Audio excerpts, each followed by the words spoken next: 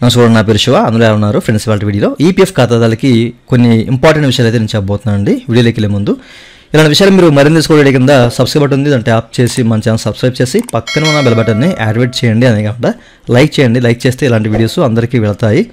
So అందరూ ఈ విషయాల గురించి తెలుసుకుంటారు. So please like.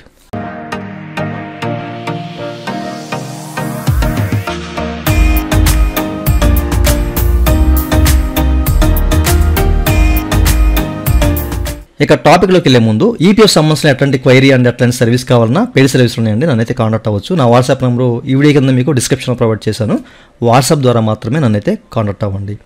అయితే ఈరోజు వచ్చిన ముఖ్యమైన అప్డేట్స్ ఏంటి ఈ వీడియోలో అనేది మీకు ఇప్పుడు చూపిస్తాను. సో అందులో ఫస్ట్ వచ్చేసరికి సో లైవ్ సెషన్ అండి, ఇంట్రెస్ట్ ఆన్ ఈపీఎఫ్ అకములేషన్స్. ఇప్పుడు చాలామందికి ఏంటంటే ఇంట్రెస్ట్ సంబంధించి అంటే తమ యొక్క పిఎఫ్ అకౌంట్లో ఇంట్రెస్ట్ ఎట్లా క్రెడిట్ అవుతుంది, దేనికి క్రెడిట్ అవుతుంది, ఒకవేళ డిలే అయితే ఎందుకు డిలే అవుతుంది, ఓకేనా, అట్లాగే ఇంట్రెస్ట్ రేట్ అనేది ఎప్పటి వరకు క్యాలిక్యులేట్ చేస్తారు, ఇంకా అనేక రకాల క్వశ్చన్స్ ఉంటాయి అండ్ వాళ్ళకి సంబంధించిన ప్రాబ్లమ్స్ ఉంటాయి. సో ఎట్లాంటి వాళ్ళందరూ కూడాను, ఓకేనా, మీకు ఎట్లాంటి క్వైరీ ఉన్నా, మీకు ఎట్లాంటి ప్రాబ్లం ఉన్నా కానివ్వండి, ఈ లైవ్ సెషన్లో పాల్గొనండి. ఓకేనా. 10వ తారీఖు డిసెంబర్ 2024 అంటే రేపు ఈ లైవ్ సెషన్ కొనసాగుతుంది. అది కూడా ఏంటంటే 12 గంటల మధ్యాహ్నం అనమాట. ఓకే, సో మధ్యాహ్నం 12 గంటల నుంచి స్టార్ట్ అవుతుందండి. ఈ విషయాన్ని మీరు గమనించాలి. ఓకేనండి. సో ఎవరైనా ఈ లైవ్ సెషన్కి వెళ్ళాలి, చూడాలంటే కనుక రేపు మధ్యాహ్నం 12 గంటలకి మనకేంటంటే యూట్యూబ్లోను ఈ సోషల్ మీడియాస్ అంటే ఈపీఎఫ్ సంబంధించిన సోషల్ మీడియాస్ యూట్యూబ్ అలాగే ఫేస్బుక్ అండ్ ఇన్స్టాగ్రామ్లో వీళ్ళైతే కండక్ట్ చేస్తారనమాట. దీనికి స్పీకర్గా వచ్చేసరికి అనికేష్ శ్రీవాత్సవ్ గారు అయితే పాల్గొంటున్నారు స్పీకర్గా, రీజనల్ పిఎఫ్ కమిషనర్ గారు అనమాట. ఓకేనా. సో ఈయన మీరు అనేక రకాల ప్రశ్నలు అయితే అడగచ్చు, ఈ రిలేటెడ్ ఇంట్రెస్ట్ సంబంధించిన క్వారీస్ కానివ్వండి, అలాగే ప్రాబ్లమ్స్ కానివ్వండి. సో వీళ్ళు మీకు ప్రాపర్ సమాధానం అయితే ఇస్తారు. ఓకేనా.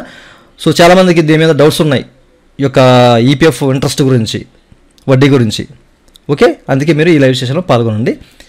మరొక నెక్స్ట్ అప్డేట్స్, మిగతా 2 అప్డేట్స్ ఏంటంటే మీరు ఇక్కడ చెక్ చేసుకోవచ్చండి. మనకేంటంటే లాస్ట్ వీక్లో ఏంటంటే 236వ సిబిటి మీటింగ్ జరిగింది కదా. సో ఈ సిబిటి మీటింగ్లో మనకి ఈ యొక్క ఈపీఎఫ్ ఇంట్రెస్ట్ సంబంధించినవే, అది ఫైన్ సెటిల్మెంట్ సంబంధించినవి అనమాట. ఈ క్లెయిమ్ రూల్స్ అనేవి మీరు ఇక్కడ చెక్ చేసుకోవచ్చు. ఓకేనా. వీళ్ళు పారా 62B ఏదైతే ఉందో సో దీన్ని సవరించారనమాట. ఓకేనా.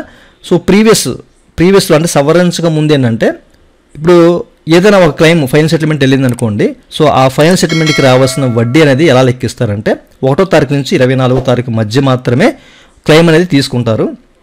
తీసుకున్న తర్వాత సో ఆ 1 నుంచి 24 మధ్య కాకుండా ప్రీవియస్ నెల ఏదైతే ఉందో ప్రీవియస్ నెల 30వ తారీఖు లోపు అంటే 30వ తారీఖు వరకే వడ్డీ లెక్కిస్తారు. ఫర్ ఎగ్జాంపుల్ ఏంటంటే ఇప్పుడు ఒక వ్యక్తి ఫిబ్రవరి 10వ తారీఖు 12వ తారీఖు లేకపోతే 20వ 24వ తారీఖు సో క్లెయిమ్ అనేది సబ్మిట్ చేశాడు. 24వ తారీఖు లోపు అన్నారు కాబట్టి చెప్తున్నాను, 20వ తారీఖు సబ్మిట్ చేశారు. సో మన ప్రకారం ఏంటంటే 20వ తారీఖు మనము ఫిబ్రవరి 20వ తారీఖు చేశాం కదా, సో అప్పటి వరకు మనకి వడ్డీ అనేది లెక్కించాలి అని చెప్పేసి మనం అనుకుంటాం. కానీ ఈపీఎఫ్ ఏంటంటే 30వ తారీఖు ఆ ముందు నెల అంటే ఫిబ్రవరి 20వ తారీఖున పెట్టాం కదా, జనవరి 30 వరకే చూస్తుంది. ఆ డేట్ వరకే చూసి వడ్డీ ఎంత రావాలో మనకి క్రెడిట్ చేస్తుంది అనమాట. ఇట్లా జరుగుతుంది ఫైనల్ సెటిల్మెంట్లో.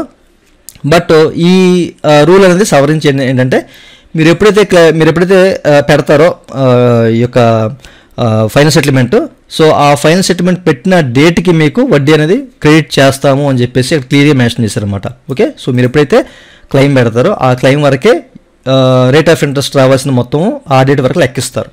ఆ డేట్ వరకు లెక్కించి మీకు రావాల్సిన వడ్డీ అనేది ఇస్తామని చెప్పేసి చెప్తున్నారు. ఓకే, దీన్ని సవరించారు. ఇంకోటి ఏంటంటే లెక్క ప్రకారం ఇప్పుడు మనకి 24వ తారీఖు అంటే 1 నుంచి 24వ తారీఖు మధ్య చూస్తారు కదా. సో 24 నుంచి 30 వరకు క్లెయిమ్స్ అనేవి తీసుకోరు, మనకి పెండింగ్ ఉండిపోతాయి. అందుకే క్లెయిమ్స్ అనేవి 24 తర్వాత పెట్టిన క్లెయిమ్స్ అనేవి ఏదైనా ఫైన్ సెటిల్మెంట్ సంబంధించినవి 24 నుంచి 1వ తారీఖు వరకు పెట్టినవి సో ఆ డేస్లో పెండింగ్లో ఉండిపోతాయి అనమాట. ఆ 5 days 6 days సంథింగ్.